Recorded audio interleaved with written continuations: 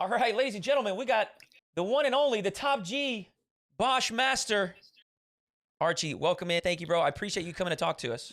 Yeah, you're welcome. Happy to be on Hoodyhooo channel. That's right. That's right. Okay, so we're gonna talk about some of the stuff that went down this offseason, but I just told Archie I want to go back a little bit further before we do. So the first thing I want to ask is, obviously we started the season on Semper, and the final split of the season played for Endpoint. So hmm my question there is like just about roster moves, I guess in general. Is that something that stemmed from play style? Is that something where there was a language thing? Maybe people weren't comfortable just yet, or what is it that kind of sparks that move from Semper over to Endpoint? So obviously split one, like we did really well, top Yeah, four major. Split two, we had some like issues. Like we had like issues like individually, like things happened in like our personal lives, so gotcha. like it affected quite a bit. And then so after regional two, like we boot camped and we did like we started off really well and then like lost 6 games in a row and like went out of the tournament. But Yeah. after that tournament, um like basically they wanted to kick me. Okay. Uh which I was like, okay. Um, I mean, I didn't really mind, but Right. Just I gonna didn't roll really with see it. the reason. I didn't really see the reason Gotcha. to split up. Like we literally only had a bad split because of like personal issues Right. outside of the game. Uh, but then we played regional three, and then we obviously did awful there. Like we were kind of finished at that point because Yeah. they wanted me out, and then I just kind of just said, oh yeah, like I might as well just leave at that point. But I was happy to stay on the team for a Yeah. full season. But Okay. so So basically, a lot of people think I left, but like it's right. more like I got kicked. And there's always more to it, and this is what I always try to urge like viewers and all of us on the outside to just be patient, because like we just don't know. And like you're even talking about how things in people's personal life, which obviously a lot of times they have no control over, can impact the performance on the field and the team environment and everything. So that's really interesting. But on that note, it was a unique situation where you were loaned to Endpoint. You weren't like fully traded. And Right. as I told you before we jumped in here, my stream talked about that a lot, and there was some um, very just different, varying opinions. Some people thought it was a good thing, some people thought it was bad, some people thought that it could be like abused in the future. And so, just give us some Uh, information about that. Was that like a good situation for everybody, or was that something you didn't want to do, or how did that go? I mean, it was a perfect situation, really. Like because they obviously wanted a new player. They didn't want to play with him anymore, or like Chaussette wanted to leave, or kick me basically. Um, Okay. so I like left, but Semper didn't want to sell me. Right, like they wanted to Right. keep me. Um, so like it took a while to get like it done because they were like they want to keep me, which is fair enough. Yeah. So then like they suggested a loan, and then all parties agreed to that. Okay. And Because and I'm pretty sure like if they were selling me, I don't think I was gonna leave because gotcha. the buyout. Okay. So is that mostly stemming from like they want to have the potential to keep you and rebuild like in the off season? Yeah. Okay. Okay. So and you don't have to answer this. I don't know what you can say and what you can't. But is that like, does Endpoint just basically pick up your salary and just pay for it the rest of the time? I mean, I think I can say it. Like basically, they just like it's like football. Like they agreed to just pay my salary Gotcha. for the rest of the season, and then I go back to Semper. So Right. Okay. So you're not like losing any money or anything like that. You're still getting what you mm. were guaranteed. Yeah, I get You're just the same contract. okay. I mean, yeah, that sounds like, from my perspective, it sounds like a big dub all around. Everybody gets what they want. I'm like I feel like a lot of like orgs could like potentially do this in the future. Yeah. And this is one thing, people were talking about, it's going to be abused, this and that, but it really only made sense because it was like the final split of the season, Yeah. right? Like it just doesn't really make sense to do it at the beginning of the season, because like if it was a fall and then they loan you away and then they bring you back, that's a trade for RLCS, right? Like you're not on the roster and Yeah. then you are on the roster, so it doesn't even make sense unless it's that final split of the season, which, like you said, it was a perfect situation for everybody. Your team was unhappy with that current composition, so you just rock with a new team for that final split. That's really Yeah. Pretty interesting. I much. wonder if we'll see more of that in the future. Well, I'm pretty sure they had to ask Psionics if he was fine. Oh, okay. maybe. Okay. Yeah, that's very interesting. All right, so the end of the season happens. Endpoint obviously probably did not go as well as maybe you all thought it would. I imagine you probably didn't meet your own expectations. So what does the end of the season look like? Do you guys all just kind of agree we probably should split ways? And then what does that look like as far as your game plan moving into the off season? Do you have some people in mind? Are you just kind of going with the flow and seeing what happens? How does that work? Uh, I mean, I kind of had an idea of what was going to happen in the off Yeah, season.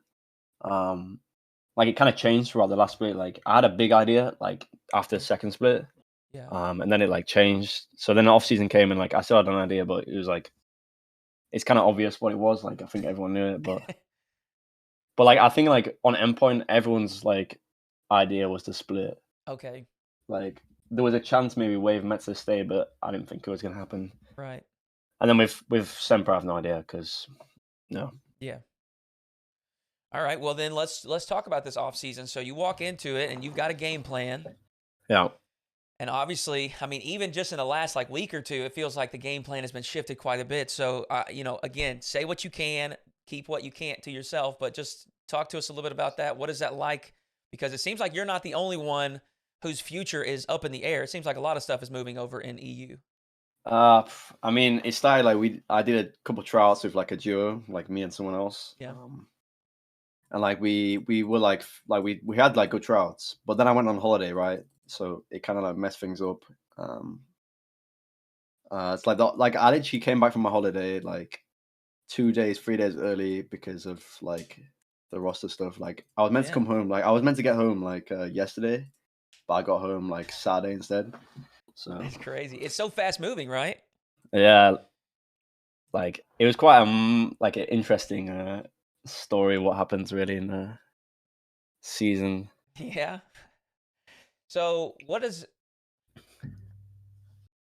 I guess what sparks these roster moves? Is it mostly just people that want to play with another player? Is it something where it's like team chemistry based, personality based?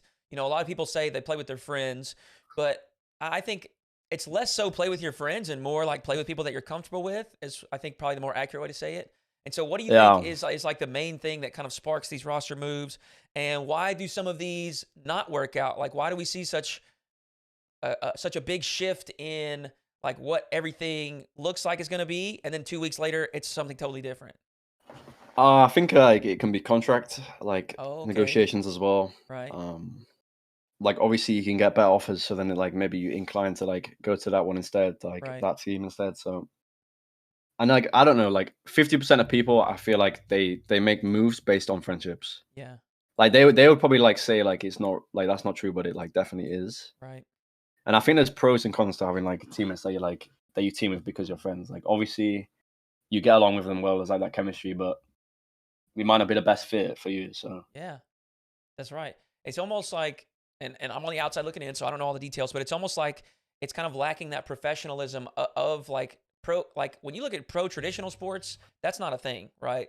Like no. the best players go to the best teams. They're paid the highest performing players are paid the most.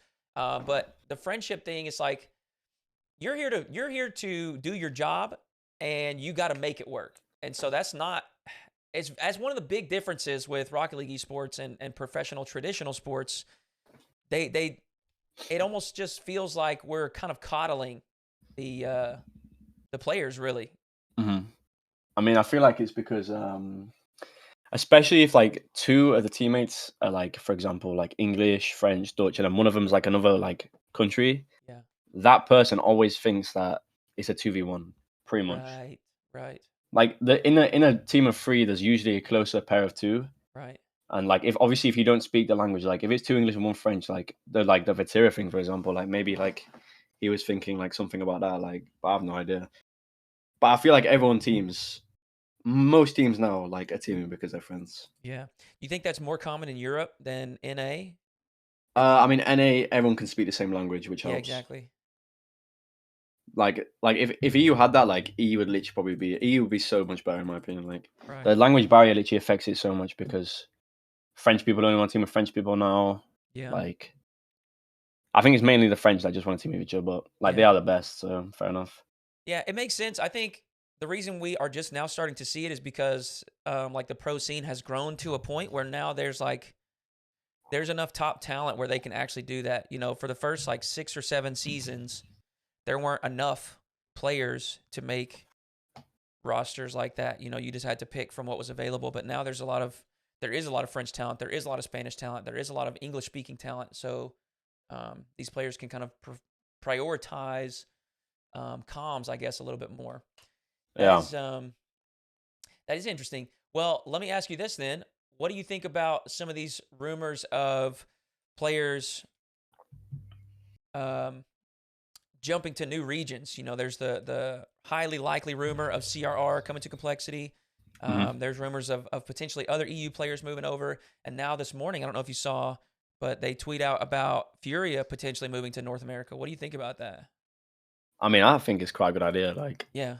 if you got an org that wants you to go, for example, or like you've got like the best offers that you to move country and you're like happy with that, then like fair enough. Like it's for your career, so like do what you like need to do. But Yeah. I mean, I think we're gonna see that more now. Like, I think the only reason like it's not done as much now is because of young players. Yeah. Like Agreed. obviously, if you're below 18, then it's gonna be pretty hard to move. Yeah, that's very true. I think you're right too. As esport continues to grow, they probably will be more frequent. So, but I'm not sure. Like everyone's moving to NA, like it seems. So I mean, EU's looking like less good.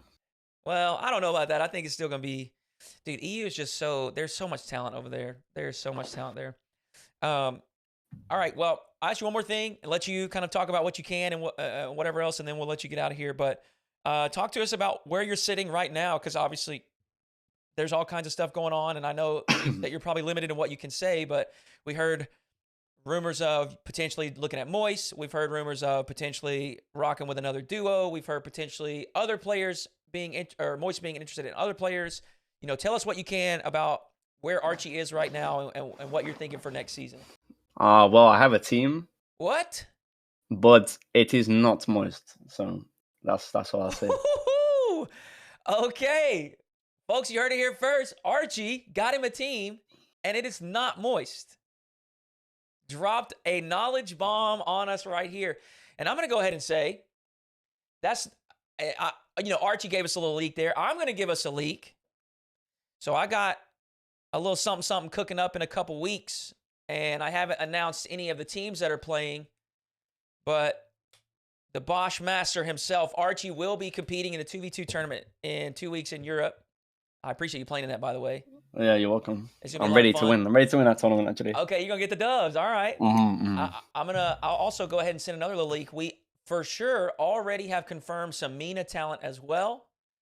And we got some time, but we're looking to lock in some other EU, hopefully some other EU big dogs as well. But, man, I appreciate you jumping in. Thank you for sharing what you can with us. I wish you the best of luck next season. I hope things go well for you. Yeah, appreciate you. All right, man. We'll catch you later. Thanks a lot. See you later. Yep. See you.